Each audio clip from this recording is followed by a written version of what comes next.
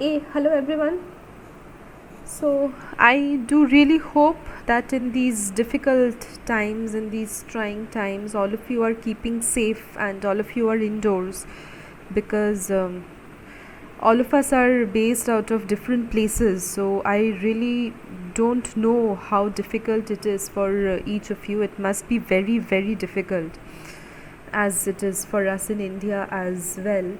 And I do really hope that we get out of this catastrophe very soon and we come back to our daily schedules. We can come back to our work, we can come back to our lives as well. So, since I do not have much time, I guess, so I would be directly coming to the presentation, the topic that I had planned to speak about in this specific slot that has been allotted to me. So, my topic is actually on the coping mechanisms of climate change or the different kinds of climate catastrophes, climate vulnerabilities through the situated social skills. And I had tried to explore the kinds of climate resilience in the Indian Sundarban regions, which has actually been my field for my doctoral studies. So, as many of you might be knowing, that the Sundarbans are the largest mangrove delta in the world, and they are actually situated at the mouth of the Ganges. It is also the single largest habitat of the famous predator, the Royal Bengal tiger, which is very famous globally for its human eating traits. And since this region is ecologically fragile, the Sundarban region is largely ecologically fragile and ecologically vulnerable for a range of factors.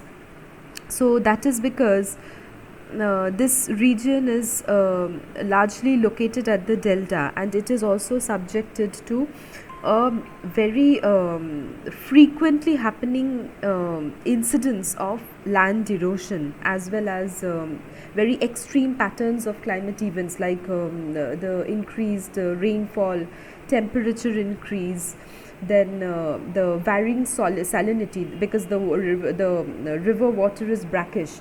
So all these factors had actually contributed to the physical vulnerability of the region, and added to that, the problems, the climate crisis had been one of the major factors for which the Sundarban, the entire deltaic region of Sundarban, along with the settlements that it has, they are at threat.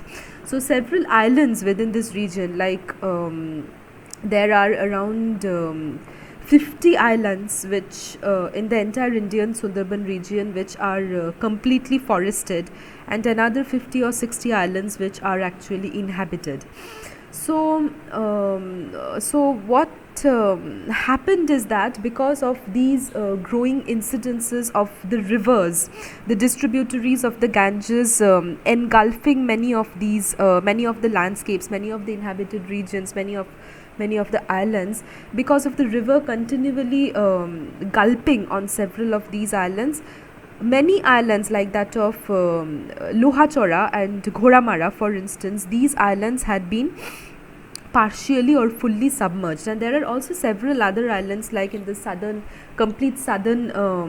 southernmost part of the delta, like the Shagor Island, where we find that the incidences of land erosion are extreme, because the amount of land that has been left behind after the river had eroded away the landscapes is actually very, very minimal, and it has actually reduced chances of survival as well as chances of livelihood for the people who are actually staying in the region. Now, it is also very important to mention in this context that the population which presently inhabits the Indian Sundarban Delta, they are all migrants, and they are all migrants from different places, and they had migrated at different temporal moments across different timelines. And the majority of these migrants are actually people who had migrated from the Bangladesh region following the partition of India. And there are also several peoples like the tribals who had migrated from the adjoining districts in West Bengal, and also different other categories of migrants who have come to the region post different kinds of disasters in their native spaces. So what I had planned to do in this specific presentation was to share the possibilities of a climate coping action plan through the documentation of and analysis of different kinds of social skills, different kinds of place-based community social skills. And since this community who are settled in the region, who are settled in the Sundarban region for a long time now, for around 60-70 years now, these social skills are harnessed within the socio-cultural system, and we felt that this this specific action plan can actually be operationalized. So it can not only be framed, but it can also be operationalized very effectively during the future climate disaster scenarios in the region. And this action plan actually can be generated through a very intense archival research and detailed field ethnography. And there can be several actionable components to this action plan that can be used to enhance the coping mechanisms during future climate change, climate crisis scenarios as well. So what we found is that most of the technical physical solutions, which are primarily designed through methods which are largely external to the context of the Sundarbans, they largely ignore the native social skills, which we found has a huge potential for minimizing the post-disaster trauma. So there are different kinds of provisions. For example, the provisions of the West Bengal State Action Plan on Climate Change, for example, have largely focused on different kinds of physical, technical fixes. For instance, there are several schemes on rainwater harvesting, there are alternative livelihood practices, there are public-private partnerships in terms of embankment reconstruction. Then the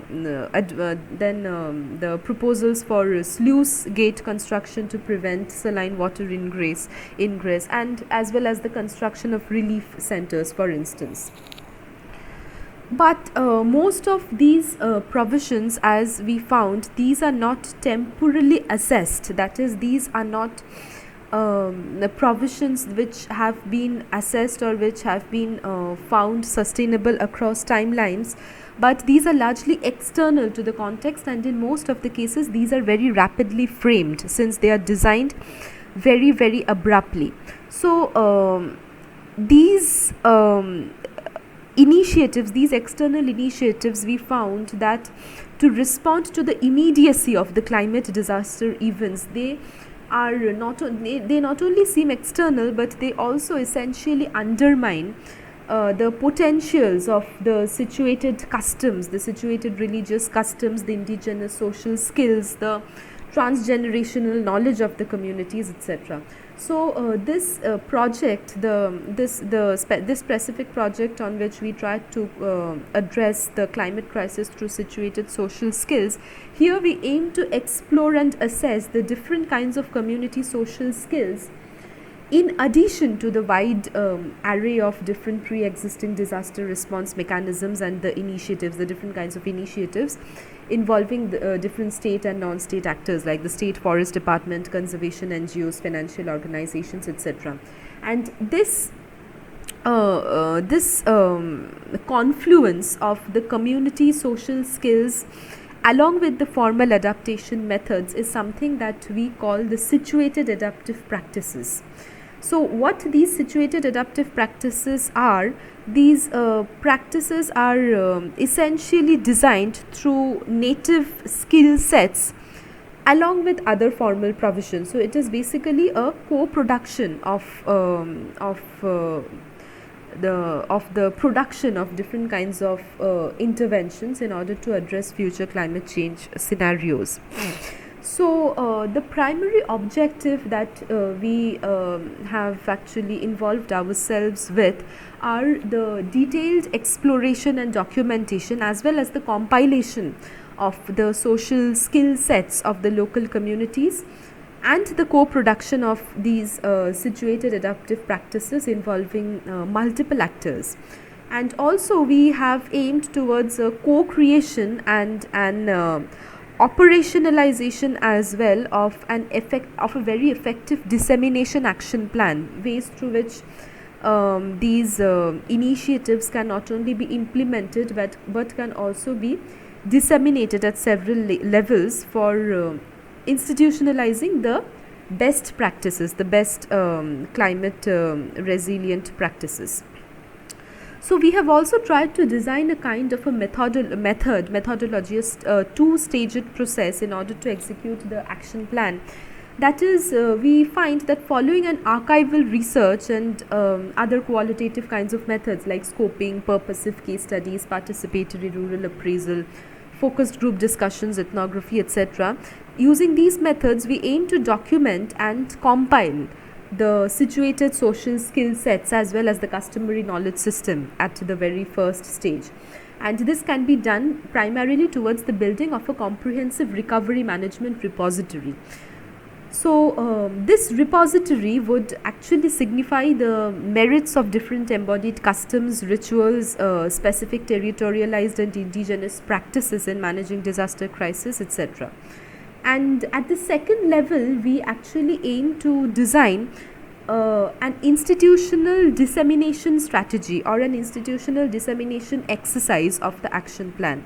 So, this can be done at multiple levels, for instance, by pooling in relevant social skill based adaptive lessons generated out of the different workshops that we intend to do, and then incorporating them into different kinds of initiatives like booklets and pamphlets.